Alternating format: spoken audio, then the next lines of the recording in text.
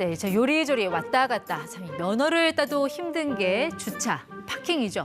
그런데 요즘 금융상품 중에 이 내 돈을 요리조리 넣었다 뺐다 하는 이 수시 입출금 통장, 일명 파킹 통장이 인기라고 합니다. 금리 인상 시기에 다시 주목받고 있는 이런 예적금 상품, 자 어떤 전략이 좋을지, 주의점 없는지 알아보겠습니다. 백정선 자산관리 전문가 나오셨습니다. 어서 오십시오. 네, 안녕하세요. 이 자산관리 전문가라고 해서 좀 여쭤보고 싶은 게요. 요즘 네. 남는 현금 어디에 넣어두고 계세요? 아무래도 저는 이제 자산을 위험자산 투자를 많이 해왔으니까 네. 그 돈이 지금 현재는 위험자산 환경이 별로 안 좋거든요. 그래서 이제 고민을 하다가 잠시 머무를 수 있는 통장, 네. 수시입출금 통장에 돈을 넣어놓습니다. 위험자산이라면 주식을 말씀하시는 것 그렇죠. 같은데 요즘은 예적금 통장에도 좀 눈을 돌리고 있다. 네네. 이 자산 관리하는 분들은 이런 예적금 통장은 별로 관심 없으실 것 같은데 의외네요. 그러니까 예적금 이자가 얼마냐가 중요할 텐데요. 네. 그러니까 코로나가 시작됐을 때 0.5%까지 금리가 떨어졌던 게 기준금리가 1.5%로 3배가 뜬 거잖아요. 네. 그러면 결국은 이만큼 금리가 올랐다는 얘기는 네. 예금금리도 오른다는 얘기거든요. 어느 그래서 정도까지 좀 올라있을까요? 시중에 네. 잠깐 표를 보시면 시중은행의 예금이 2.2% 정도의 예금금리가 나오고요. 그다음에 적금금리는 5% 정도 남짓 금리를 보여주고 있습니다. 그러면 이건 이제 0.5%일 때는 1% 남짓 이자를 주던 예금이 네. 2%까지 올랐으니까 배가 뜬 거죠.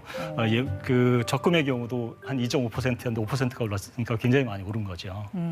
통장에 돈 넣어두는 거는 뭐 돈 까먹는 거다 뭐 그런 얘기도 했었는데 지금 좀 상황이 많이 달라졌다라는 말씀이신 것 같은데요. 그렇습니다. 일단 숫자만 보면은 적금이 금리가 훨씬 높으니까 예금에서 적금으로 갈아타야 되나 이런 생각도 하실 수 있을 것 같은데 맞습니까? 아무래도 이제 예금 금리보다 적금 금리가 높으니까 예금보다는 적금으로 매달 쪼개서 돈을 넣는 게 낫지 않느냐 이런 네. 생각을 할 수가 있을 텐데요. 5천만 원 일시금으로 넣었을 때 2.3% 이자를 주는 거하고 네. 그다음에 100만 원씩 쪼개서 500만 원씩 쪼개서 10번에 5% 받는 거하고 비교를 해보면 네. 일시금이 들어갔을 때 그 달부터 이자가 붙는 게 예금이고 적금은 그 달에 들어온 돈이 500만 원이니까 500만 원이 돼야지만 이자가 네. 붙잖아요. 그럼 결국으로 1년 동안 계산해 보면 예금이 금리가 네. 적금보다 훨씬 높은 것으로 나타납니다. 왜냐하면 그때 적립된 기준으로 하기 때문에 그러니까 이자가 차이가 붙는 분명히 모수 있습니다. 자체가 예금이 더 크니까 그렇습니다. 오히려 실질 금리는 더 높을 수 있다 이런 그렇습니다. 말씀이시군요. 자, 그런데 지금처럼 이런 변동성이 큰 시장에서는 주식이나 위험 자산에 돈을 넣기도 좀 그렇고 그렇다고 예적금에 돈을 좀 오랫동안 묶여놓는 것도 좀 부담스러운 분들이 계시거든요. 네. 그래서 이런 분들은 좀 어떤 상품 활용할 수 있을까요? 그러니까 금리 변동성도 커졌고 네. 위험 자산에 대한 불안감도 커졌을 때 고민스러운 게 요즘 사람들의 기본 심리일 거고 저도 똑같은 마음이에요. 네. 그래서 이럴 때는 잠시 돈을 금리를 좀 더 많이 주는 데다 묶어놓는 방식을 택할 필요가 있거든요. 그래서 제가 선택한 것이 이제 수시입출금 통장 예. 또 이제 파킹 통장이라고도 표현하는데 이 파킹 통장에 돈을 넣어놓으면 네. 하루만 돈을 넣어놔도 이자가 붙는 그런 특성이 있어요. 그래서 이걸 활용하는 방식을 쓰고 있습니다. 그러니까 파킹 통장이라는 게 잠깐 차를 주차하는 것처럼 잠깐 돈을 넣어도 이자가 붙는다. 그렇죠. 하루만 넣어도 붙는다. 네네. 뭐 이자가 얼마나 붙습니까? 이자가 평균적으로 이제 기존에는 한 1.2% 정도 됐는데 최근에는 2%까지 줘요. 그러면 하루에 2%씩 주니까 이걸 일복리로 계산하면 꽤 빠른 속도로 금리가 이자가 붙겠죠. 일복리라는 게 네. 이자에 이자가 붙는 복리인데 그렇죠. 이게 매일 붙으니까 네. 원금의 이자가 더한 금액이 내일은 또 여기에 이자가 붙으니까 그렇죠. 그만큼 더 이자가 많아진다. 네네네.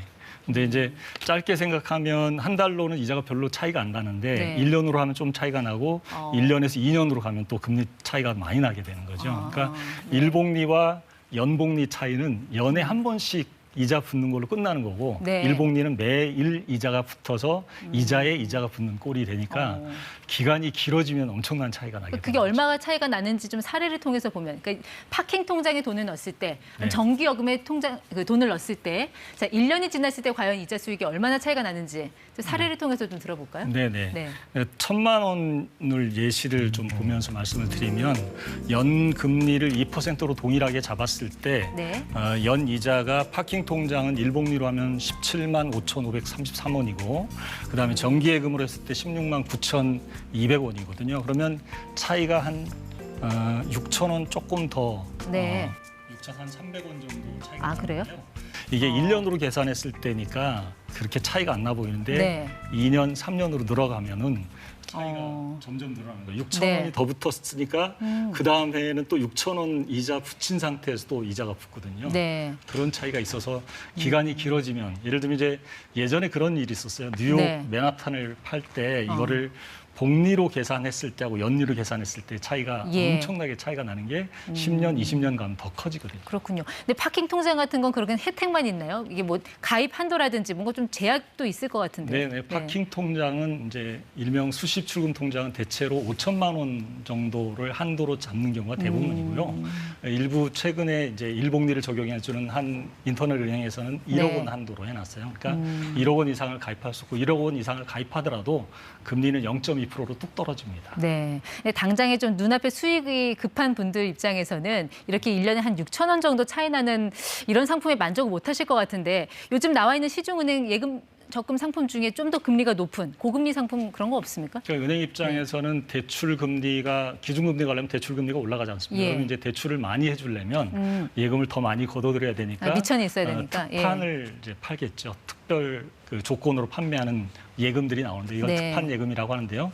특판 예금이 이제 제1금융권, 제2금융권이 다 있는데 제2금융권이 제1금융보다는 조금 높게 이자를 쳐주는 그런 방식을 택하는 그러면 거죠. 금리가 어느 정도 되나요?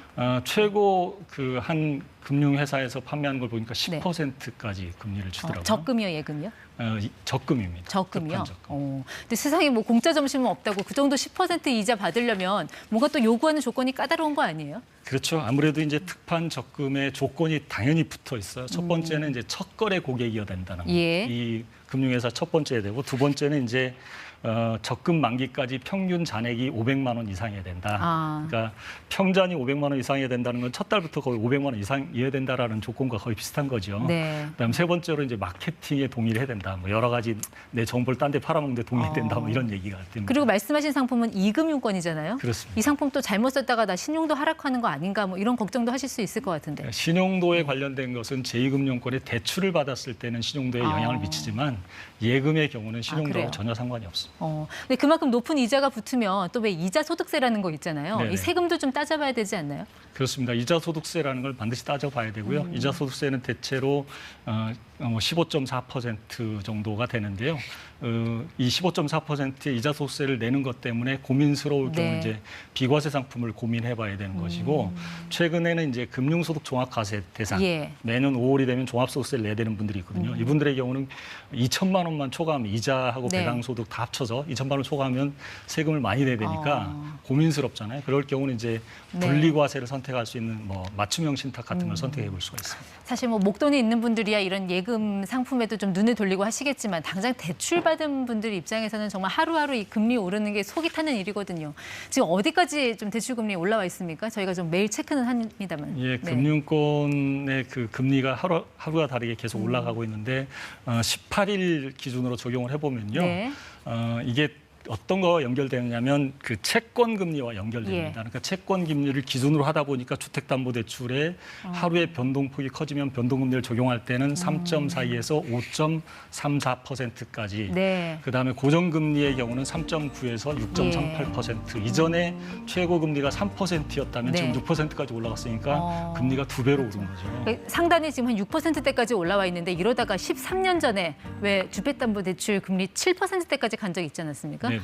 그 상황이 재현되지 않을까 이렇게 걱정하시는 분들도 많으시거든요. 어떻게 전망하고 계세요? 실제로 이제 그럴 가능성이 다분하다라고 볼 수 있는 게 미국의 채권 금리가 올라가면서 환율이 올라가고 결국 이제 우리나라에도 그대로 영향을 미치게 되거든요. 네. 그럼 이제 우리나라 금리도 올라갈 수밖에 없는데 이 금리는 미국이 0.5%씩 올리겠다라고 했는데 우리나라도 그걸 쫓아갈 수밖에 없으니 당연히 올라가겠죠. 그런데 네. 다만 이게 계속 쫓아가기에는 서민들의 부담이 있으니 새 예. 정부 입장에서도 뭔가 고민이죠. 그래서 은행들한테 우대금리 적용을 시킬 겁니다. 그래서 네. 7% 가기는 어렵다고 봅니다. 알겠습니다. 예, 우리 전문가님의 전망처럼 됐으면 좋겠네요. 지금까지 ETY 백정선 자산관리 전문가와 함께했습니다. 네, 고맙습니다. 감사합니다.